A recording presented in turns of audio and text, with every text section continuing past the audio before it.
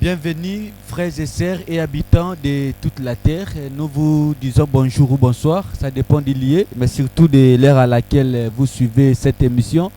Votre émission préférée face aux chrétiens, une émission de précision, une émission qui vous donne à tout moment les lumières sur certains points, sur certaines zones d'ombre par rapport à la vie chrétienne. Nous sommes ici encore une fois aujourd'hui avec le docteur Jean-Pierre Moubenga qui est ici. Il va répondre à toutes sortes de questions que vous avez posées, mais aussi, nous aussi, sur le plateau, nous avons certaines questions qui pourront aussi être posées. Envie toujours de vous éclairer. Bonjour, docteur Jean-Pierre Moubenga. Bonjour Jérémy Etumba. J'espère que vous allez bien, docteur. Oui, le Seigneur continue à nous faire grâce, nous allons très bien. Avant de commencer, quelles sont les bonnes nouvelles que vous amenez aux téléspectateurs?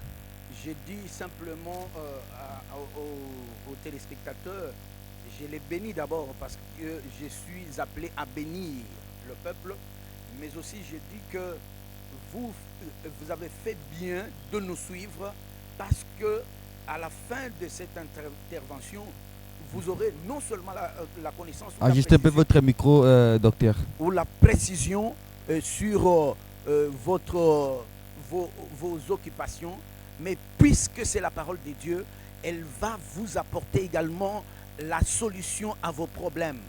Que vous y pensiez ou pas, puisque vous recevez la parole, vous aurez cela. Et je dis, puisque vous suivez, ayez aussi cette habitude d'aimer ces émissions et aussi de vous abonner. Et le Seigneur ne manquera pas de vous bénir encore davantage. Le Seigneur ne manquera pas de vous bénir encore davantage. Fidèles téléspectateurs, nous vous demandons, moi aussi j'insiste, c'est la même chose. Dès que vous tombez sur cette vidéo, la première chose à faire, c'est d'abord de vous abonner, d'aimer la vidéo, de liker, de partager aussi les liens afin que beaucoup d'autres personnes puissent aussi en bénéficier. En faisant cela, c'est aussi une manière pour toi de servir le Seigneur. Il ne te manquera pas de te bénir, comme vient de dire l'homme de Dieu. Avec le docteur Jean-Pierre, aujourd'hui, nous sommes toujours dans l'actualité de l'Église. Nous avons tiré un sous-thème ou bien un sous-point qui va parler principalement du chef de l'Assemblée locale ou bien de l'Église locale. Voilà pourquoi, docteur Jean-Pierre, vous êtes face aux chrétiens. La toute première question est de savoir qui est le chef de l'Église locale. Voilà. L'Église locale étant une émanation de l'Église corps du Christ et une visibilité de cette Église-là, nous disons qu'elle ne peut pas être dirigée par un homme, elle doit être dirigée par Christ lui-même. Pourquoi? Il y a plusieurs raisons, je vais développer tout ça. Mais je dis d'emblée que l'Église étant l'image d'une femme, une femme ne peut être dirigée que par son mari. C'est là nous disons que c'est Jésus lui-même qui doit diriger son Église dans sa totalité et même par rapport au local.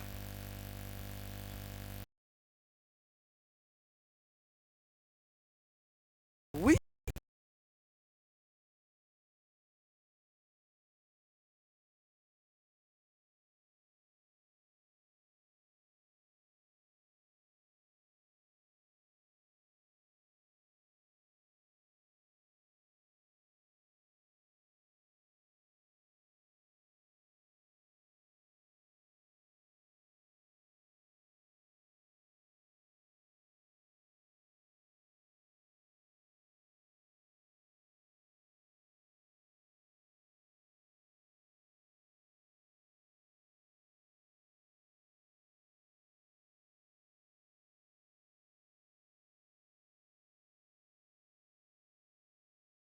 Pendant qu'il disparaîtra, il reviendra, il sera toujours là, mais le monde ne le verra pas.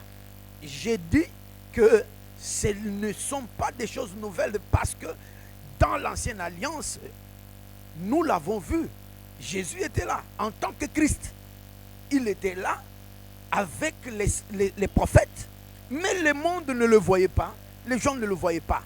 Et cela est illustré dans une image qui parle de la visite de Jésus à la fête des tabernacles.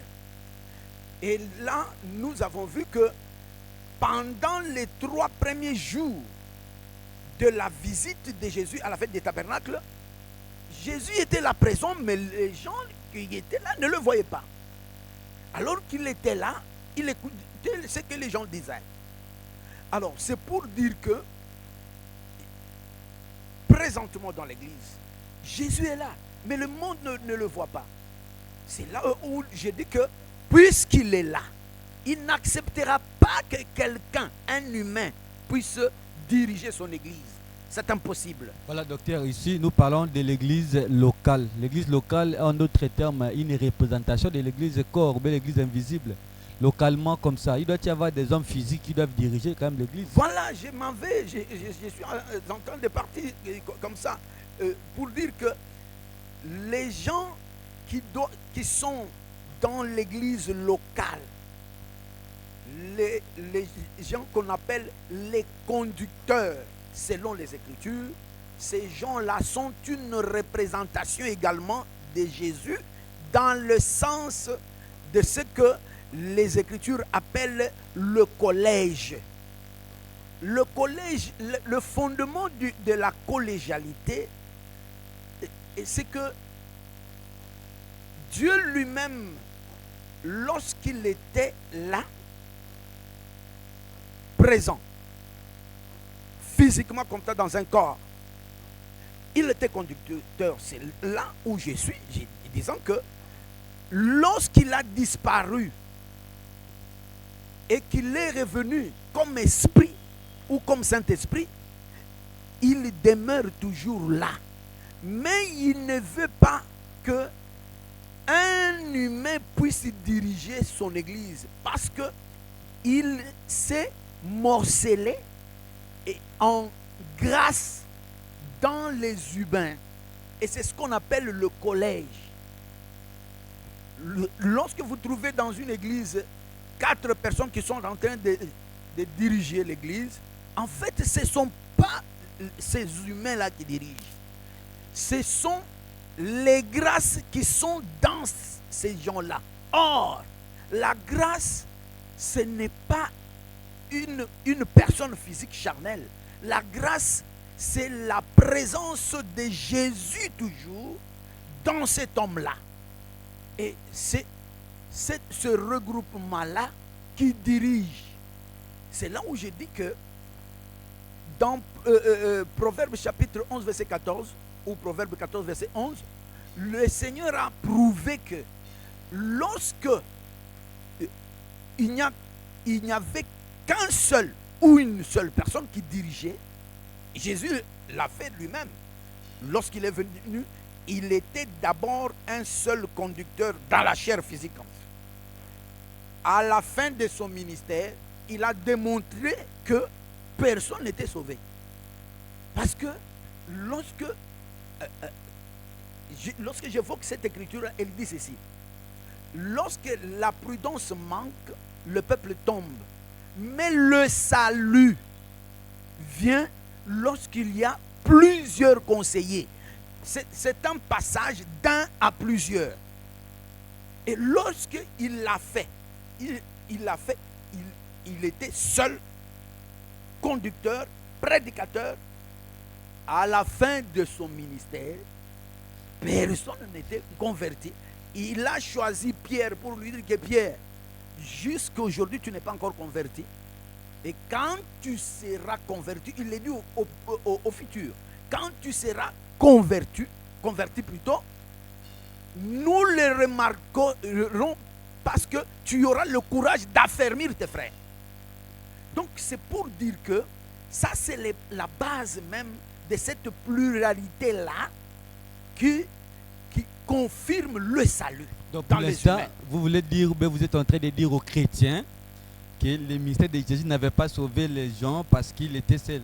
Il était venu, c'est il était Oui, le seul oui, oui, conducteur. oui, oui, oui, oui. Alors il Quand faut il passer est de 1 seul, à plusieurs, c'est alors que ça va. voilà. C'est Quand il intéressant. est seul, il n'y a pas de vie. Il y a D'ailleurs, des ça s'est inconvertis. démontré aussi dans une écriture, et dans Luc chapitre 24. Lorsqu'il y a eu deux disciples sur le chemin d'Emmaüs, ils ont rencontré le Seigneur Jésus. Mais ils ne savaient pas que c'était Jésus, puisqu'il était seul. Mais lorsqu'ils sont arrivés dans le village et que Jésus ait pris le pain et qu'il l'ait brisé, le pain l'a représenté le même Jésus. Lorsque le pain est entier, il n'y a pas de salut. Il n'y en a pas. Et il faut que le pain, qui est le conducteur, puisse s'émorceler.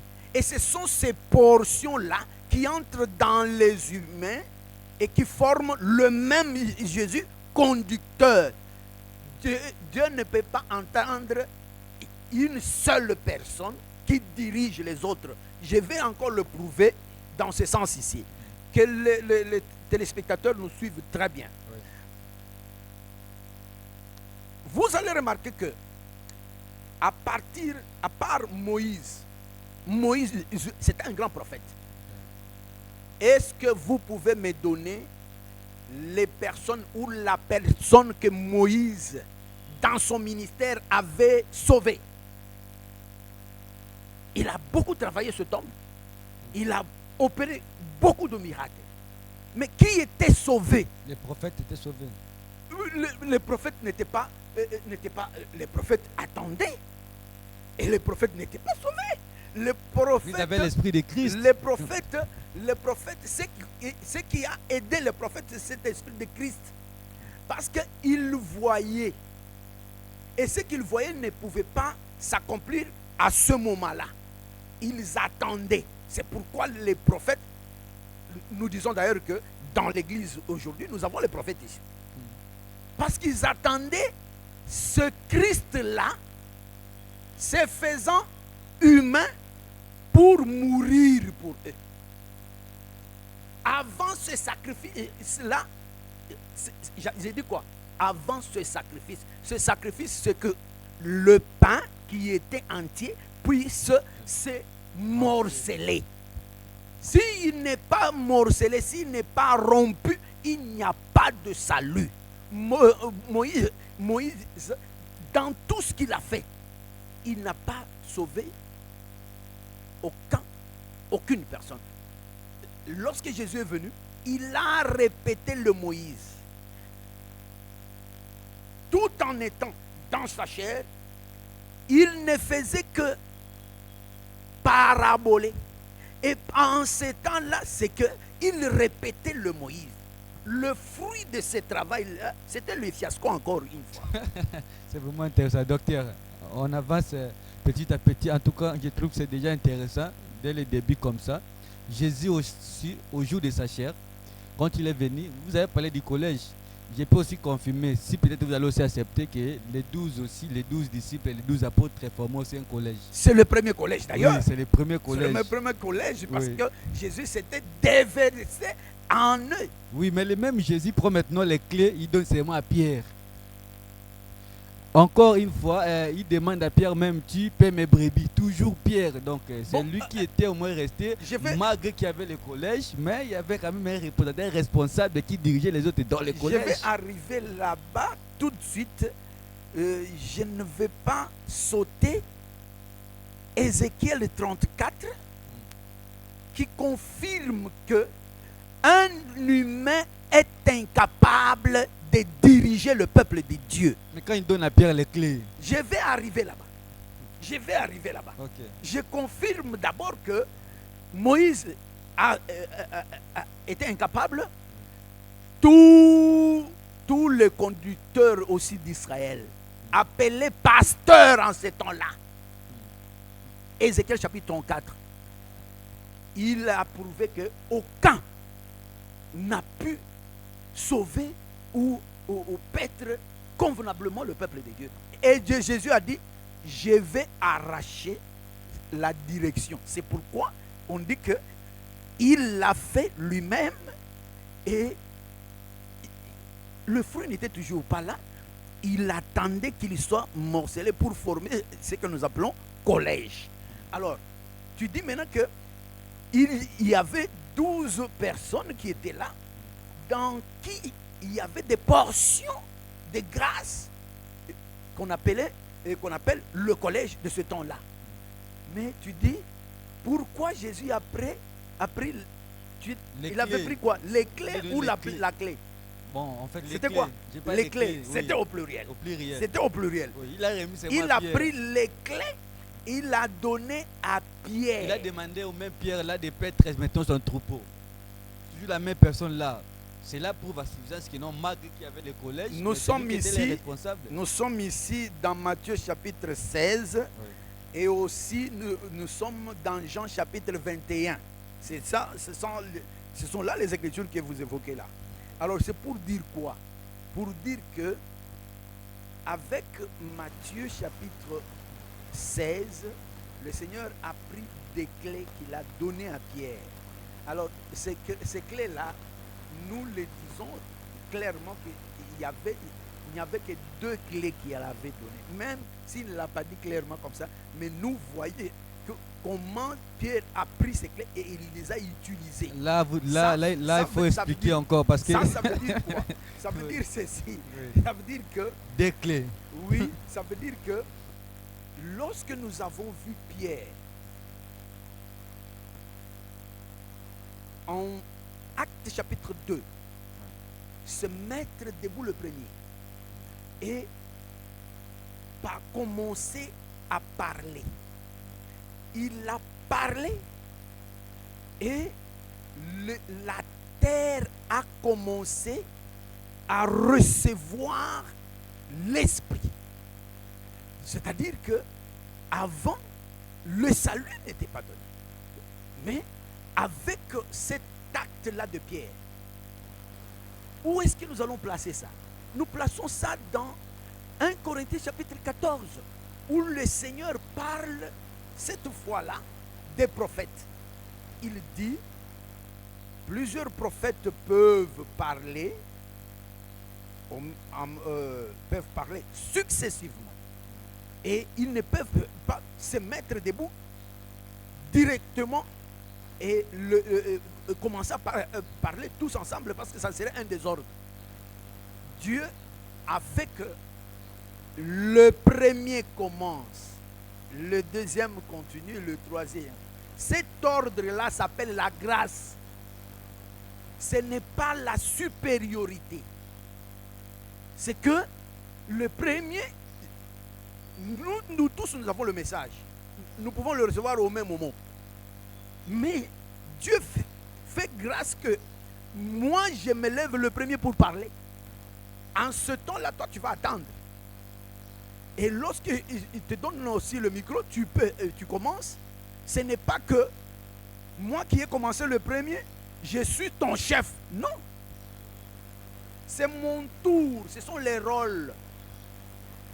C'est ce qui s'est passé avec Pierre. D'abord, il a trouvé cette grâce-là de commencer. C'est commencer là, c'est ça, ouvrir. Ouvrir la salle du salut. Et nous voyons que, nous confirmons que c'est 2. Pourquoi? Parce que le même Pierre qui a parlé en Actes chapitre 2, le premier, il a été encore le premier à parler dans Actes chapitre 10. Aux païens, il reçoit la vision et Dieu lui confirme que va parler aux païens. Il a parlé pour les circoncis. C'est ça, ouvrir pour les circoncis. Et il va encore commencer pour les incirconcis. Et c'est ça, c'est ce qu'on appelle ouvrir encore pour les nations. Et donc, l'homme avait reçu cette grâce de commencer. Et chez les Juifs et chez les nations. Ce sont les 2 clés. Ce sont les 2 clés. Il a ouvert chez les Juifs. Il a ouvert pour les 2 peuples. là tu vas voir que il n'était pas l'apôtre des païens, mais il n'était que celui qui avait la clé pour ouvrir aussi pour les païens.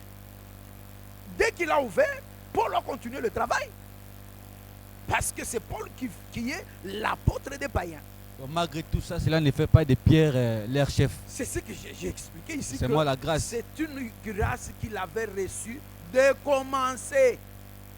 Il ne dépasse pas les autres. Même alors quand on lui dit « paie mes brebis », même tu, vous connaissez bien l'écriture. Donc pourquoi c'est moi Pierre? Tout revenait, c'est moi Pierre. C'est moi la grâce qu'il avait reçue. Oui, c'est la grâce de Dieu qu'il a reçue. Cet homme-là avait reçu cette grâce-là. C'est ce que Paul est en train d'expliquer. Lui, Paul, a reçu la grâce d'être ministre ou du moins apôtre des païens. Comme Pierre aussi a reçu la grâce d'être ministre ou apôtre des circoncis.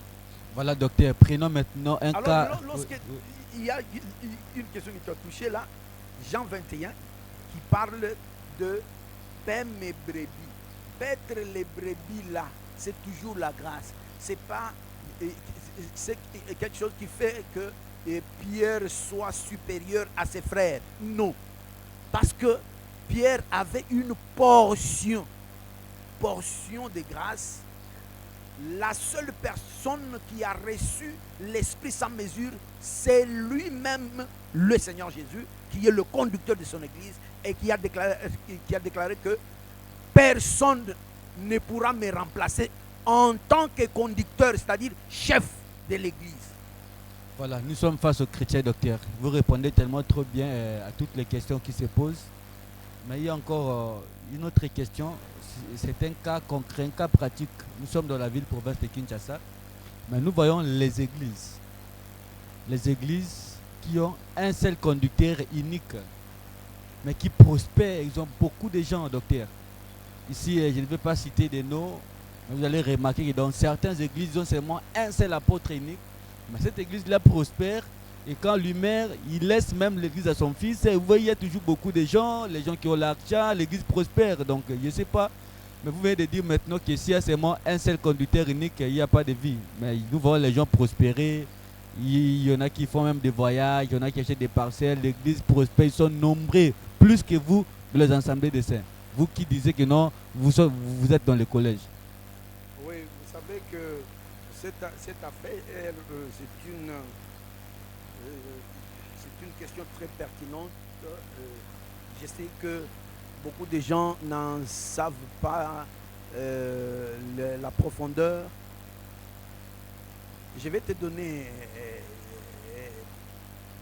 l'exemple que Jésus lui-même a donné. Il a parlé des deux portes. Jésus a parlé de la porte étroite et de la porte large. Donc même un petit enfant comprendrait que la porte large permet à ce que beaucoup de gens entrent. Et la porte étroite permet à ce que peu de gens entrent. Ce n'est pas le fait qu'il y ait beaucoup de gens qui confirmeraient qu'il y a la vie. Non. Je donne un autre exemple ou une autre argumentation solide. Au jour de Noé, il y avait plein de gens sur la terre. Dieu n'a pas eu pitié de ces gens. Il les a tués tous. Et il a sauvé 8, on peut compter 8, 1, 2, 3, 4, 5, 6, 7, 8, fini. C'est pour dire que ce n'est pas le nombre. Ce n'est pas le nombre qui montrerait que la vie est là-bas. Non, c'est l'enseignement. C'est l'enseignement, c'est le respect de ce que les prophètes et les apôtres ont dit. Et si cela n'est pas, il n'y a pas de vie. Même si les gens sont nombreux. Et nous voyons ce que tu évoques là. Il y a un seul conducteur D'ailleurs, il faut aller chercher ce que ce conducteur est en train de prêcher. Qu'est-ce qu'il prêche? Et de deux, est-ce qu'il n'est pas là pour suivre ou gérer l'argent qu'il reçoit là-bas? Ce sont des serviteurs du ventre. Ce sont des gens, ce sont des gens qui sont là à gérer l'argent. Des entreprises comme les entreprises que nous voyons dans la cité, à la cité ici. Ce sont des maîtres, ce sont des patrons de leur boutique, de leur maison. Ils gèrent le matériel. Ils gèrent le matériel. C'est pourquoi les gens viennent là-bas. Et encore pire, le Seigneur a dit, que sert-il à un homme de gagner tout ce que tu as cité là, s'il perdait son âme? Et Paul se lève encore pour dire que il faut faire attention. Si l'athlète qui court ne respecte pas les règles du jeu, il ne sera pas couronné. C'est pour dire que à la fin de la course, il y aura beaucoup de gens qui seront surpris. Parce que l'affaire, le problème de l'enlèvement, qui est différent du salut d'ailleurs, le problème de l'enlèvement, c'est une affaire de surprise. Nous avons, je ne sais pas si je l'ai dit ici une fois, lorsque j'ai évoqué, n'est-ce pas, la cour du roi Assuérus, où on a trouvé qu'il y avait Esther et ses amis qui étaient aussi vierges. Mais tu vois que le choix du roi n'est tombé que sur une seule personne. Encore ici, peu de gens pour l'enlèvement. Et je dis que il y aura beaucoup de gens qui seront surpris. Ce ne sont pas toutes ces personnes qui sont en train de jubiler ici et qui iront à l'enlèvement. Non seulement l'enlèvement, même le salut. Parce que dans Matthieu chapitre 7, le Seigneur en parle également. Il y aura beaucoup de gens qui diront, non, nous t'avons servi, nous avions prophétisé, nous avions fait ceci pour toi. Et le Seigneur leur dira que je vous ai jamais connu. Et c'est là où se trouve le problème. Et ici, j'invite tous nos téléspectateurs d'être prudents. D'être prudents et de chercher là où se trouve la vraie parole. Parce que c'est elle qui touche le cœur et qui remet les gens à leur état éternel. Docteur, nous sommes face aux chrétiens. En fait, je prends seulement l'exemple de la ville-province de Kinshasa, mais ici, vous vous adressez au monde entier. Dans la ville-province de Kinshasa, on ne verra jamais l'église de Satan pour aller en enfer. Bon, en tout cas, je ne sais pas s'il y en a, mais je n'ai pas encore vu. Tout le monde se dit chrétien, toutes les églises sont des chrétiens qu'on sort. Maintenant là, comment maintenant différencier? Parce que vous n'avez pas de la vraie parole qui donne la vie éternelle, qui donne les salut, qui remet les gens à l'état initial. Comment maintenant quelqu'un doit comprendre qu'ici c'est la vraie parole, ici c'est pas la vraie parole? Quels sont les éléments, les caractéristiques de la vraie parole? C'est encore un grand problème, un grand sujet, parce que dans le flux de toutes ces personnes qui s'appellent chrétiens aujourd'hui, la difficulté, c'est le fait de retrouver les frontières qui se trouvent ou qui séparent la vraie église de la fausse église. Je crois avoir évoqué Actes des Apôtres chapitre 24 au verset 1er au verset 14, où l'homme de Dieu décrit qu'il y a trois parties qui forment les hommes sur la terre. Je parle ici de la division à trois. parce qu'il y a aussi la division à 4 et consorts. Mais de la division à 3, je vois ici l'homme de Dieu, Luc, qui a écrit, il dit, en ce temps-là, il y eut le souverain sacrificateur et les principaux sacrificateurs. Il y avait aussi un homme qui savait parler, qu'on appelait Tertulle. Et il y avait aussi le gouverneur qui était là. Donc, les religieux étaient là avec les gens des groupes de prière. Tertulle, c'est un parleur qui est comme tous ces gens des groupes de prière ici. Ce sont des grands parleurs. Mais à côté d'eux, tout cela, ils formaient l'église. Mais c'est la fausse église. C'est la fausse église. La fausse église est constituée de ce que les gens appellent l'église ici, l'église de réveil, quelque chose comme ça. Et les religieux qui peut être typifié par l'église universelle, c'est-à-dire catholique. Mais à côté, il y a aussi l'État. Et à côté, il y avait Paul. Paul se défendait contre toutes ces personnes-là. Parce que ces gens-là s'étaient ligués contre Paul pour l'accuser chez l'État. Et là, Paul dit que nous, la vraie église, c'est-à-dire l'église des saints, nous sommes assis sur ce que dit la loi et les prophètes, qui est confirmé par les apôtres. C'est ça. Donc la vraie parole, c'est la parole qui a été annoncée par les prophètes, donc Moïse et les prophètes, et qui est répétée par les apôtres aujourd'hui. C'est ça la vraie parole. Ça la vraie parole. Un exemple concret, un seul seulement. Non. Donc, cette parole-là, De la chose qui elle était est dite autant elle est consignée dans...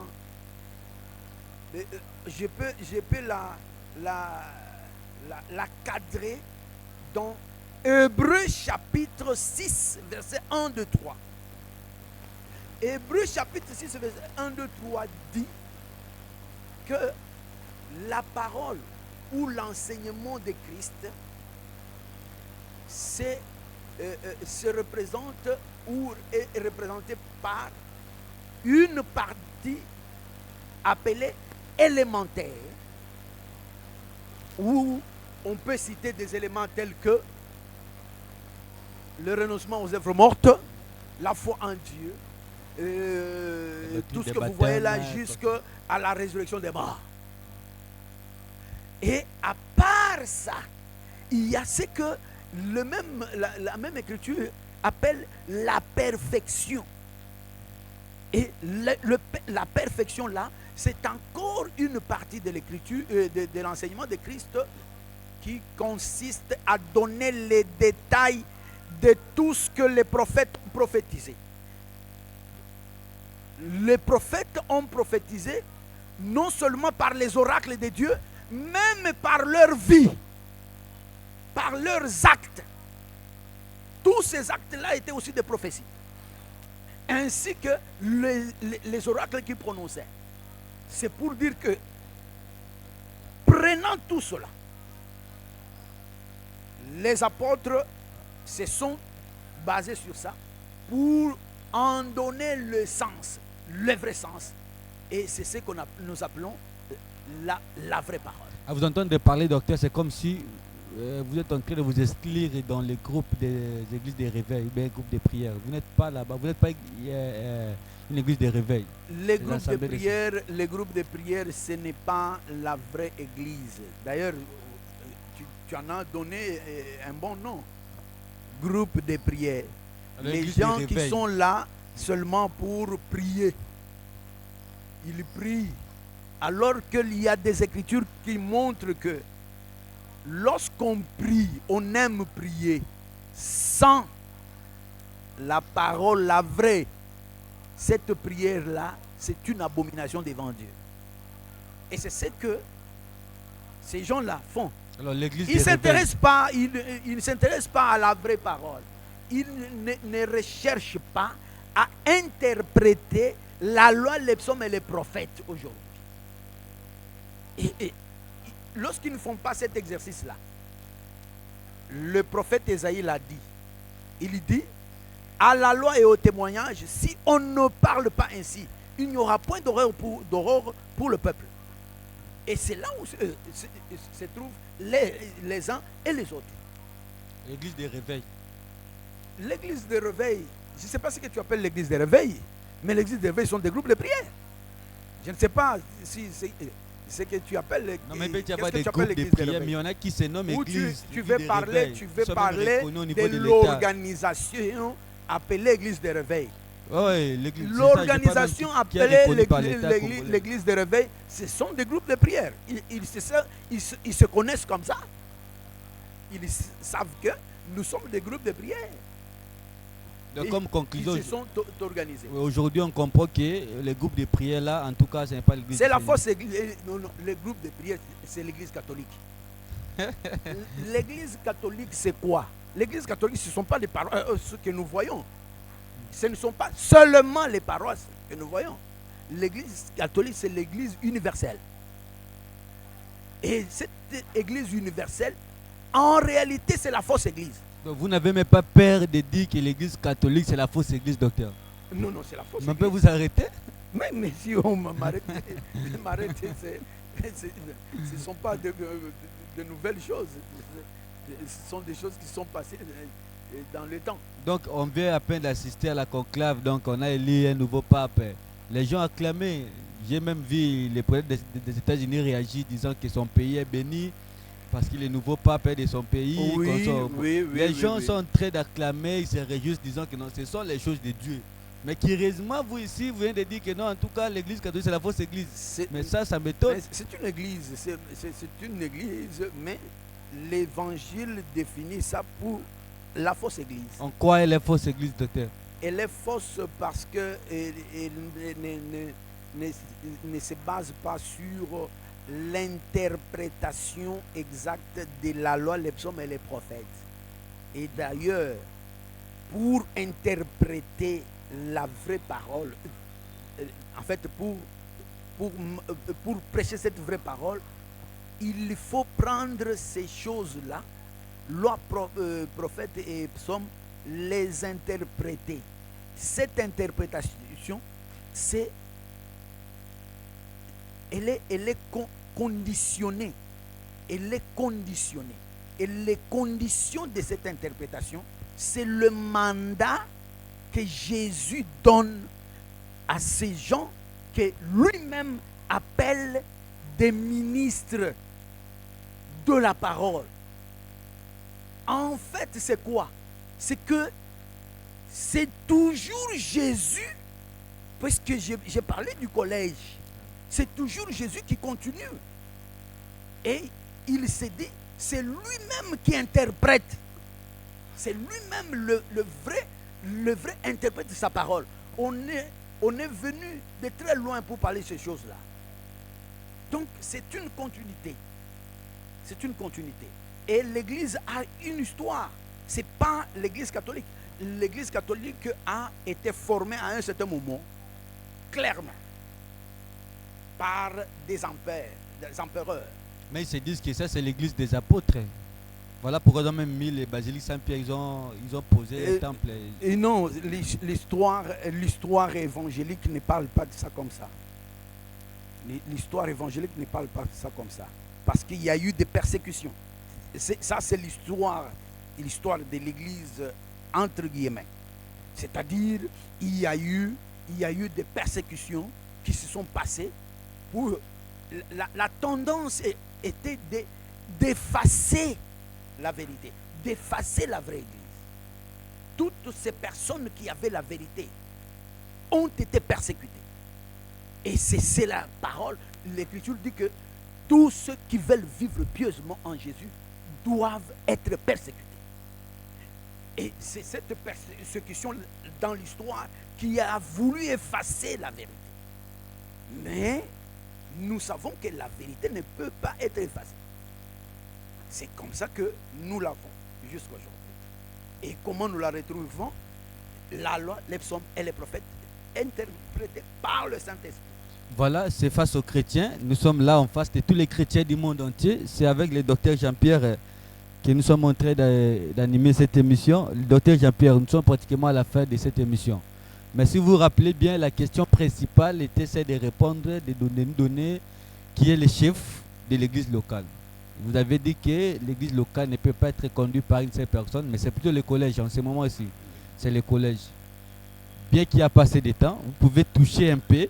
Et prochainement, on va commencer à partir d'ici. Ok.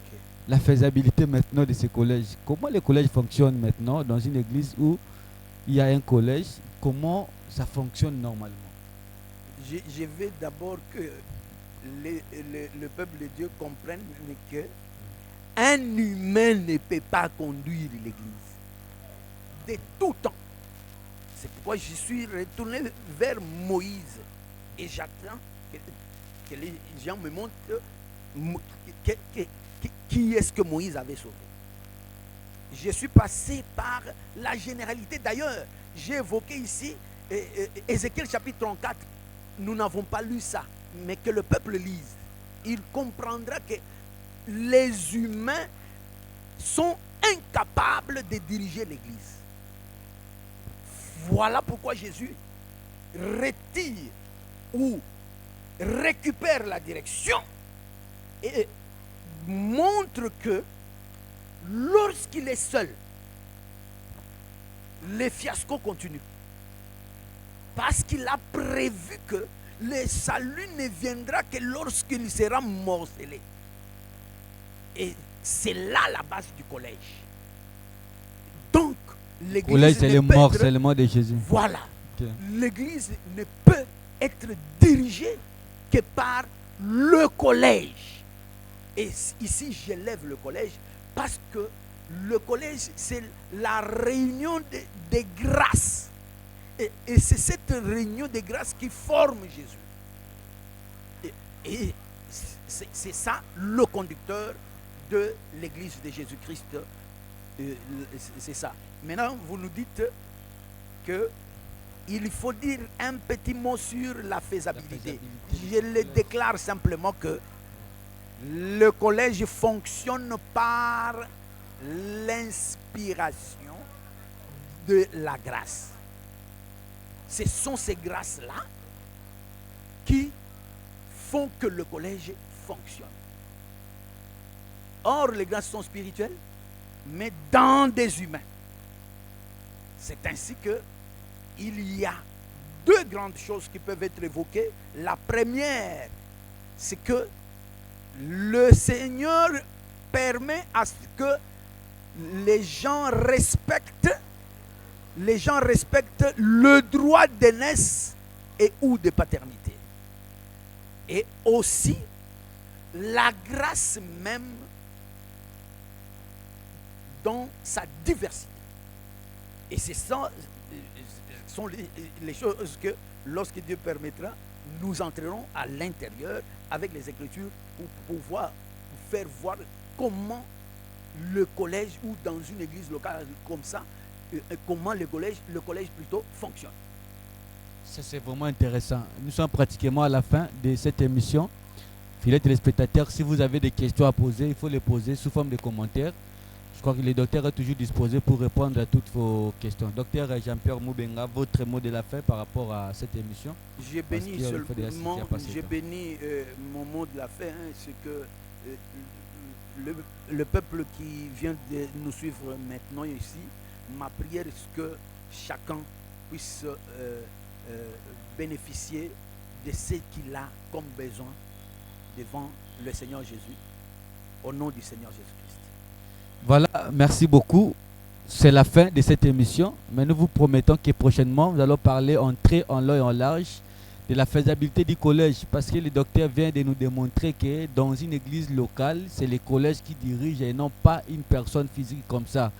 Et surtout que un humain ne peut pas conduire l'église. C'est ce que le docteur vient de dire. Ce qui est impossible à l'homme est possible à Dieu. Ce qui est impossible à l'homme est possible à Dieu.